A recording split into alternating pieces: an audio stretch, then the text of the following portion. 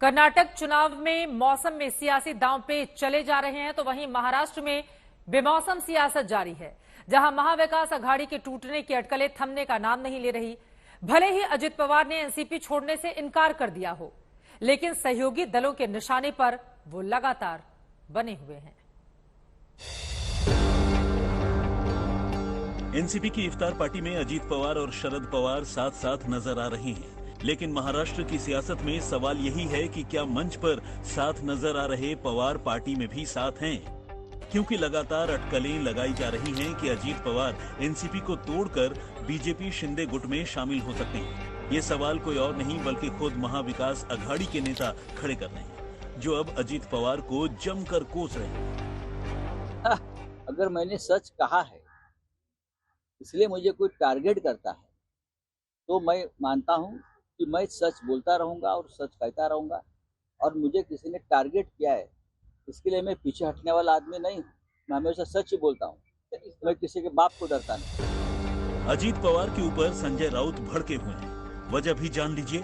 दरअसल अजित पवार के बीजेपी के करीब जाने की अटकलों के बीच अजित पवार ने संजय राउत का नाम लिए बगैर उन्हें दूसरी पार्टी का प्रवक्ता न बनने की सलाह दे डाली। या संदर्भामध्ये आमचं वकीलपत्र दुसऱ्यांनी कोणी घेण्याचं कारण नाही। त्यांनी त्यांची भूमिका त्या ठिकाणी मांडावी। आमची भूमिका मांडण्याच्या करता आमच्या पक्षाचा प्रवक्ता, स्पोक्समन, आमच्या पक्षाचे नेते राष्ट्रीय स्तरावरचे असतील, राज्याच्या स्तरावरचे असतील, हे त्या बाबतीमध्ये मजबूत आहे। फिर क्या था, अजित पवार पर संजय राउत के हमले तेज हो गए। वहीं वो एनसीपी के बाकी नेताओं को भी निशाने पर लेने लगे। जाइए प्रफुल्ल पटेल जी के यहाँ और उनको पूछे कि आपके ऊपर प्रेशर है या नहीं। जिस तरह से जांच एजेंसी सेंट्रल प्रेशर बनाकर फिर बीजेपी ऑपरेशन कर रही है, उसके ऊपर अगर हमारे जैसे लोग बोलते हैं तो जरूर बीजेपी को गुस्सा होना चाहिए और किसी को गुस्सा होने की जरूरत नहीं। वहीं दूसरी ओर अजित पवार को लेकर बीजेपी के सुर बदले नजर आ रहे हैं। अजित दादा ने कोई भी व्यक्ति, मैं अजित दादा का स्पेसिफिक नाम नहीं लूंगा, भारतीय जनता पार्टी में कोई भी आना चाहता है तो देश के लिए, राष्ट्र के लिए काम करने वाला, हमारी विचारधारा को काम करने वाला, और मोदी जी ने जो संकल्प किया है 2035 तक भारत देश विश्व में सर्वप्रथम और सबसे अच्छा सर्वोत्तम देश होगा।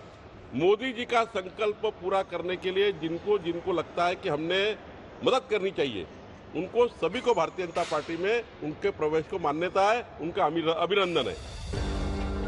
साफ है कि भले ही अजित पवार बीजेपी के साथ जाने से इनकार कर रहे हों, लेकिन महाराष्ट्र की सियासत में एनसीपी की खिचड़ी जरूर पक रही है, जिसकी खबरें अब उनके सहयोगी दलों को बेचैन कर रही हैं, क्योंकि शिवसेना और कांग्रेस दोनों के नेता लगातार अजित पवार की भूमिका पर सवाल खड़े कर रहे हैं। आज तक ब्यूरो।